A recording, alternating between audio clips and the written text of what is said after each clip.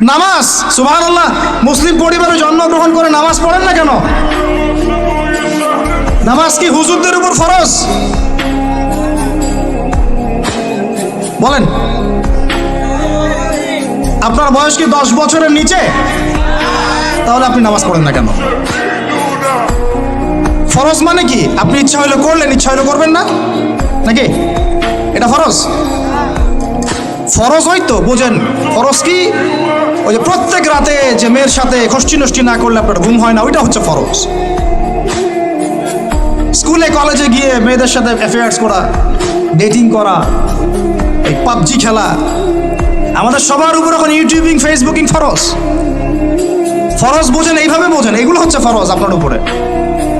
তো সলাত, হাইয়া আলা সালাত প্রত্যেক দিন আপনার কানে যায়, কেন সলাতে আসেন না? হাইয়া আলাল ফালাহ আপনার আমার কানে যায়, কেন সলাতে আসেন না? কখন সলাতে আসবেন? ছোট ভাইরা কখন সলাতে আসবেন? যখন আপনার বয়স হবে 50, ওই সময় এসে প্রথম কাতারে চেয়ার নিয়ে দৌড়দৌড়ি করবেন। আমরা যখন মসজিদে যাই, প্রথম কাতারগুলোতে প্রথম 2টা কাতার থাকে বয়স্করা, বৃদ্ধরা, যুবকরা নাই।